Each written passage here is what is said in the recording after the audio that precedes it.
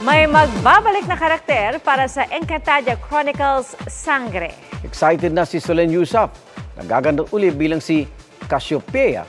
Handa-handa na raw si Solen na balikan ang iconic role na unang reyna ng Lireo na siyang nagati-hati ng inang brilyante sa 5 bahagi.